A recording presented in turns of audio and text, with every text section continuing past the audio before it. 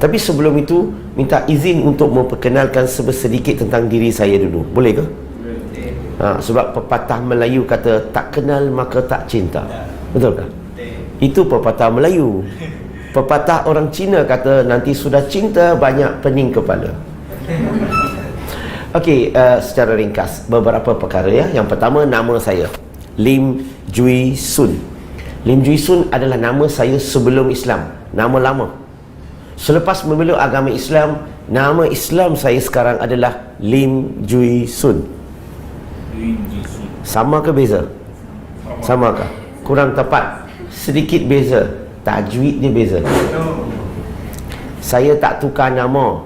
Saya orang yang pertama di Malaysia yang memeluk Islam yang tak tukar nama.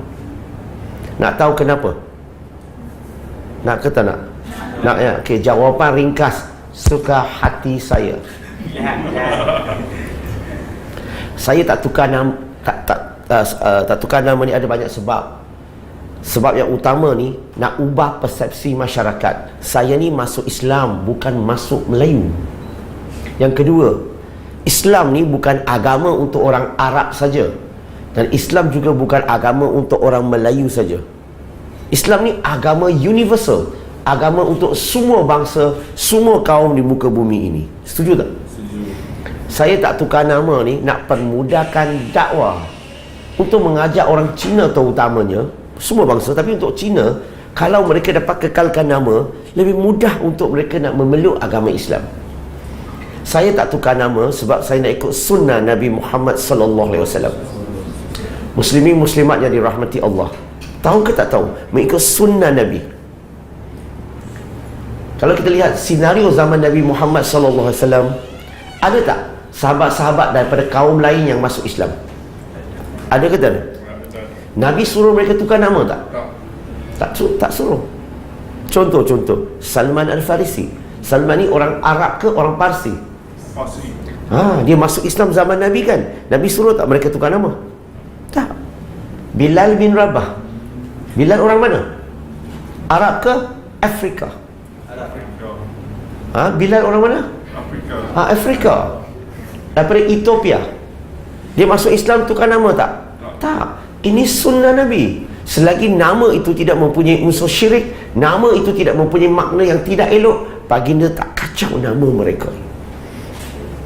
Baginda akan suruh mereka kekalkan nama. Benarkan mereka kekalkan nama. Dia tak macam hari ini di Malaysia kan, semua mu'alaf masuk Islam wajib tukar nama. Tapi tak salah lah tukar nama. Tukar nama pun okey. Tujuannya di Malaysia ni, tukar nama ni supaya mudah kita kenal dia. Betul ke tak betul? Ini cara Malaysia mengenali seseorang itu Islam ke tak Islam, berdasarkan nama. Zaman Nabi, macam mana Nabi Muhammad SAW boleh mengenali orang itu Islam ke tak Islam?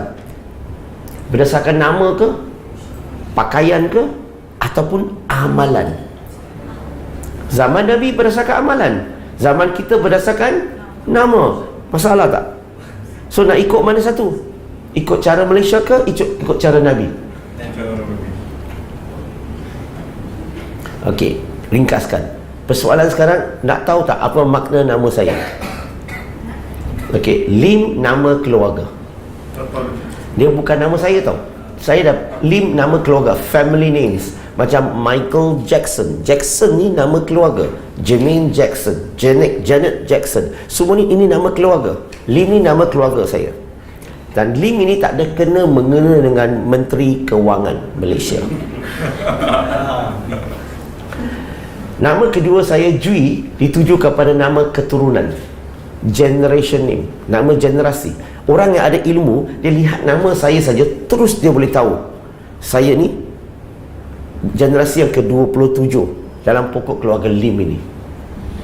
Sun, nama diri saya. Lim Jui Sun berarti menuju kejayaan. Bagus tak maksudnya? Islamik tak?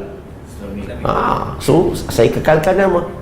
Dan Alhamdulillah, selepas saya orang yang pertama di Malaysia yang kekalkan nama, selepas itu begitu ramai orang Cina yang masuk Islam yang kekalkan nama.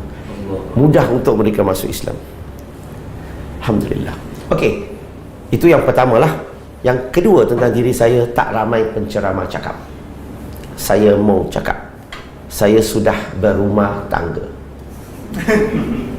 Anak 10 dia. Jangan buang masa.